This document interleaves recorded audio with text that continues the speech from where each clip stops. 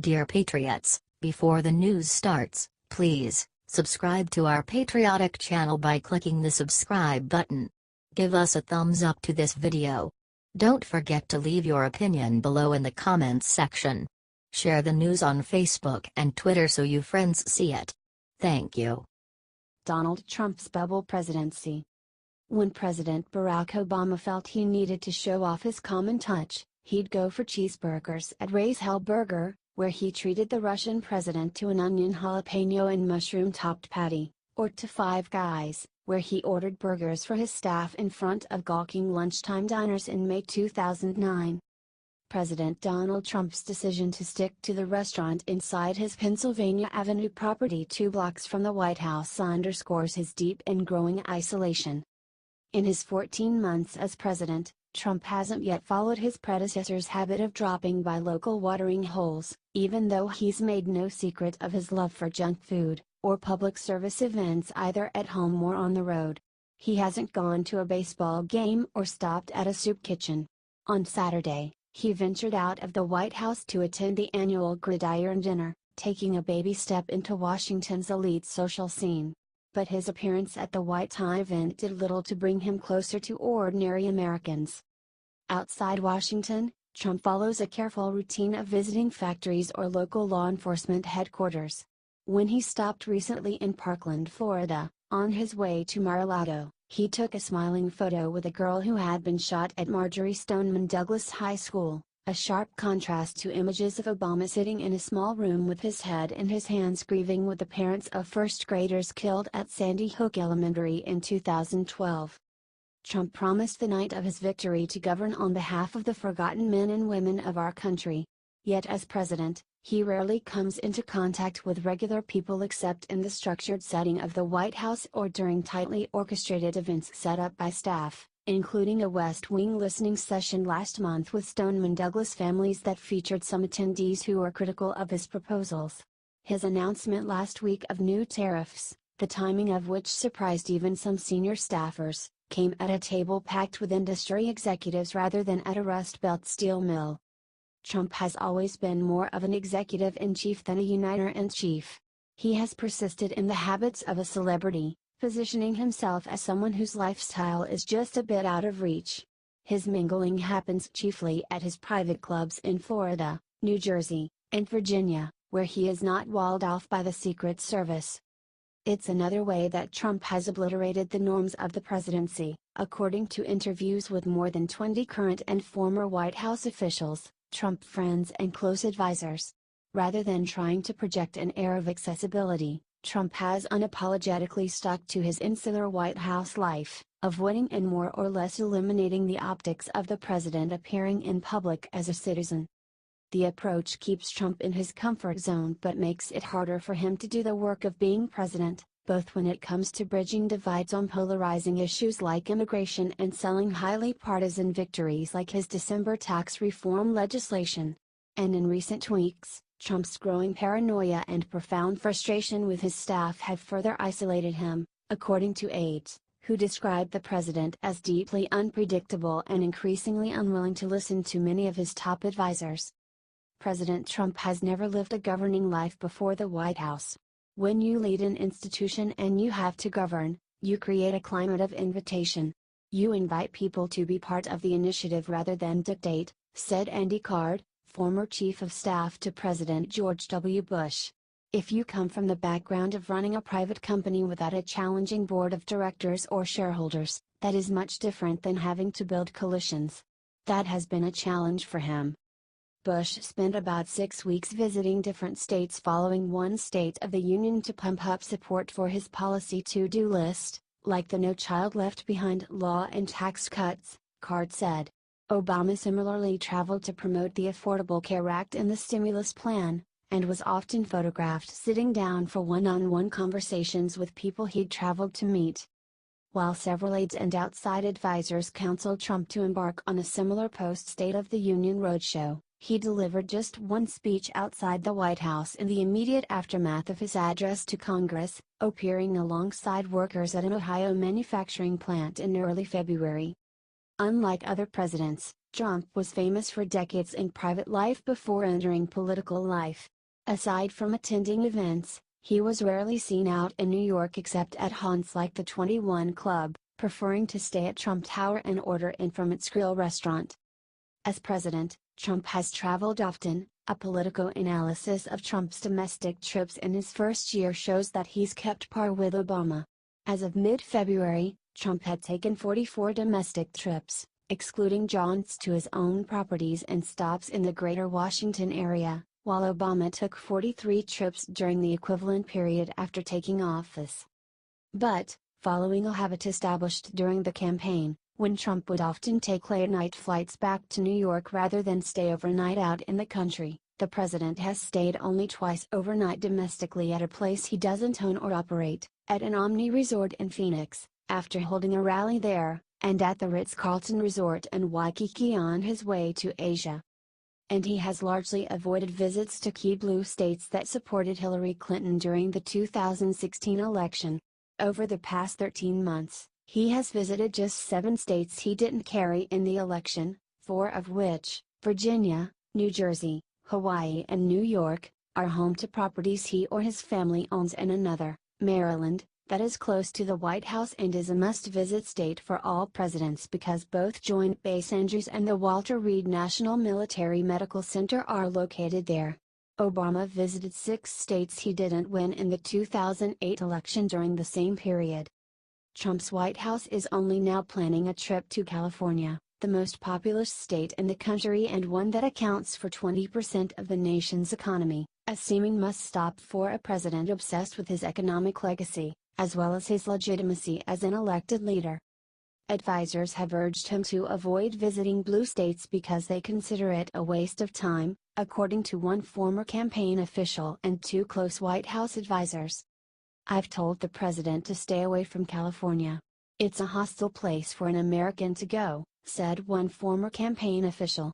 "All you have are elected officials that will just try to upstage you, and it doesn't serve the public good to get into silly little fights with local politicians." With the constant pressure of the Russia investigations and the roller coaster of chaos in the West Wing, Trump has also come to view his presidency as something closer to a 4-year-long cage match than an exercise in governing. Many of his close aides have adopted and reinforced that attitude as well. There is a lot of staff from the campaign that still holds grudges against members of Congress, because they feel like the lawmakers did not support Trump enough during the campaign, said one former White House official. That's led staffers, in some cases, to nix or advocate against trips to certain congressional districts as punishment, further reinforcing Trump's bubble mentality. The Trump administration also lacks a big-picture thinker in a high-level position to move the White House beyond its daily battles and to help staffers think strategically about the best way to approach the midterms, notch legislative wins or map out agenda items, according to current and former White House officials.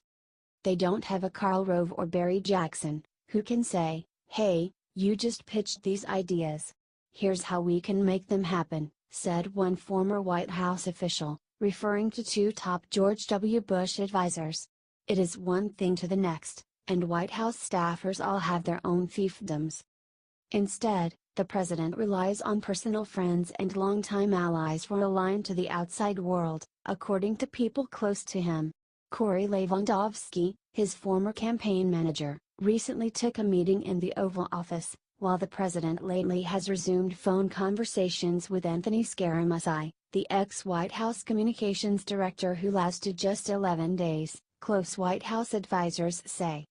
Trump keeps in touch by telephone with a couple of dozen friends and allies who, almost to the person, reinforce the worldview he imbibes from watching Fox News and other cable TV shows. That includes boosters like Fox host Jeanine Pirro, to whom Trump granted an interview last month. Multiple recipients of Trump's phone calls describe being immediately bombarded with questions about everything from gun control to his recent speeches.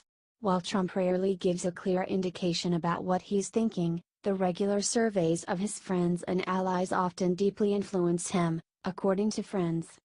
The president also keeps tabs on life outside the White House by spending several hours each day watching cable news channels like Fox, MSNBC and CNN.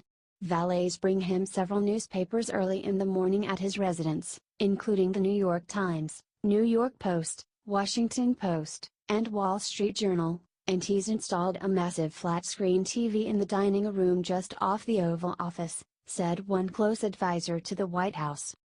He also keeps tabs on what his base is thinking via Twitter, where he still occasionally engages directly with strangers and retweets messages from seemingly random supporters.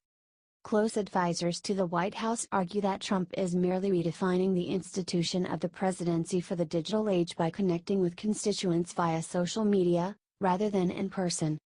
He sees Twitter as his own TV network, and it's bigger than any network out there, said a former campaign official. Through Twitter, he is communicating to his followers and speaking as a we. It is the nuance of the language that people do not get. It's not just to communicate but to motivate them. The White House did not respond to a request for comment for this story. But former Obama advisor David Axelrod said that not going outside the White House bubble can warp a president's perception of how successfully he's leading. If you surround yourself with acolytes and stay on your property and never actually mix with people in an organic and real way, you get what you want, but you don't get what you need, Axelrod said. Even when Trump meets with everyday people, he often turns the conversation back to himself. In a recent phone call with a Parkland shooting survivor, who'd been shot in both legs, Trump told the teenager that he'd heard she was a big fan of his. Talking to the president, "I've never been so unimpressed by a person in my life," the teen, Samantha Fuentes, told the New York Times. "He didn't make me feel better in the slightest." Her comments echoed claims that Trump unintentionally made the widow of Army Sergeant Law David Johnson, a Special Forces soldier killed in Niger, cry during a condolence call, allegations that sparked a week of angry exchanges between White House Chief of Staff John Kelly, who defended the president, and Florida Democratic Representative Frederica Wilson, a personal friend of Johnson's family. But people close to the president describe his off-the-cuff, frivolous remarks, at rallies or in smaller interactions like phone calls, as the closest the public will ever get to the real Trump. And many in the White House believe his unorthodox remarks, even when they have unintended consequences, help make him seem authentic to voters. As the midterm elections approach, Trump is increasingly fixated on Republicans' electoral prospects, and he regularly talks to friends about his own 2020 re-election bid. The president has always been more comfortable with campaigning than with governing, and allies say he's eager to move back into campaign mode. That appears to be Trump's strong suit as a leader, always campaigning, communicating and strategizing while leaving the governing and nuances of policy debates to Capitol Hill. Close advisors and current and former White House staff say that, despite his strength as a perpetual campaigner, he actually loves living in the White House, from the history of the Lincoln bedroom to the fleet of helicopters and airplanes at his disposal to the army of valets and chefs who attend to his every need. Trump's friends say being president hasn't changed him, even as he has drastically overhauled the institution of the presidency and the notion of who that office serves. "In some fundamental ways, he hasn't changed at all," said one person close to the president. "He is a guy who is who he is more than almost anyone I've ever met." Elizabeth Castillo and Ionia Alexander contributed to this report.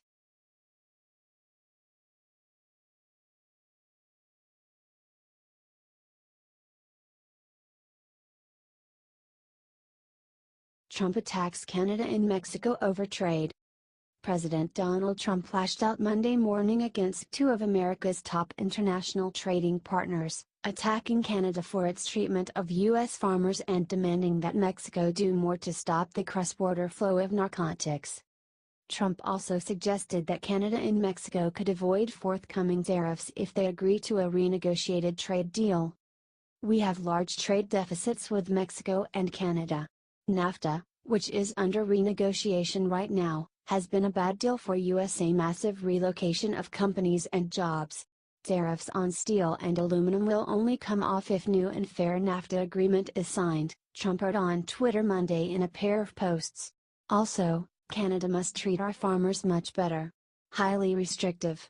Mexico must do much more on stopping drugs from pouring into the US. They have not done what needs to be done. Millions of people addicted and dying. Trump's distaste for NAFTA, which he has pledged to renegotiate or else have the US withdraw from it, dates to his 2016 campaign, when he regularly railed against it and other trade deals and speeches at his rallies. But the president has ramped up his protectionist rhetoric in recent days after announcing plans to install a fresh package of tariffs that he has argued will protect and bolster U.S. workers. Those tariffs, 25% on steel imports and 10% on aluminum, have put the president at odds with some in the Republican Party, which has traditionally been supportive of free trade policies. Some in the GOP have expressed concern that Trump's protectionist policies could hinder Republicans running for re-election in this year's midterms. And while his tariff proposals have already ruffled feathers at home and abroad, the president suggested over the weekend that he might go further, threatening on Saturday to impose a tax on the import of European cars if the European Union levels increased tariffs on U.S. companies. The president's political rhetoric directed toward Mexico has been especially harsh, such as in his speech kicking off his 2016 campaign, in which Trump said Mexico was sending drugs and rapists into the U.S. The remarks were made as part of his pitch for a border wall that he claimed Mexico will pay for. Trump's rhetoric, as well as his distaste for NAFTA, have chilled the traditionally warm relationship between the U.S. and Mexico. The president and his Mexican counterpart, Enrique Peña Nieto, canceled a meeting last year over the impasse. Another Washington visit by Peña Nieto, tentatively scheduled for this month, was canceled after a terse phone call with Trump in February, CNN reported. Roberta Jacobson, the U.S. ambassador to Mexico, also announced last week that she would resign, though she didn't say exactly why she decided to step down. Negotiators from the U.S., Canada and Mexico had set an informal deadline of March 31 to wrap up the renegotiation of NAFTA, but as the seventh negotiating round draws to a close on Monday in Mexico City, the widespread view among those close to the talks is that holding to that timeline is no longer possible. Negotiators have made progress on some lower-level issues, but the sides remain far apart on a series of controversial policy areas and proposals put forward by the Trump administration. One of the most controversial issues, automotive rules of origin, is not being discussed at all in the seventh round after the lead U.S. negotiator on the issue is called back to Washington for meetings with automakers. NAFTA's automotive rules of origin determine how much of a vehicle's components must be sourced from within North America to qualify for tariff-free treatment under the deal. Talks in that area could be greatly influenced by tariffs on steel and aluminum, two important raw materials used in automobile manufacturing. The March 31 deadline was an effort to conclude the renegotiation before campaigning heats up ahead of the Mexican presidential election in July, as well as the battle for Congress in the midterm elections. The seventh negotiating round is scheduled to conclude on Monday with a meeting of the three top trade officials from the NAFTA countries, U.S. Trade Representative Robert Lighthizer, Canadian Foreign Minister Chrystia Freeland, and Mexican Economy Minister Ildefonso Guajardo. The ministers were also slated to hold a news conference, beginning around 3:15 p.m. Eastern Time, on Monday. The eighth round is expected to be held in Washington in early April. Additional rounds have not been scheduled.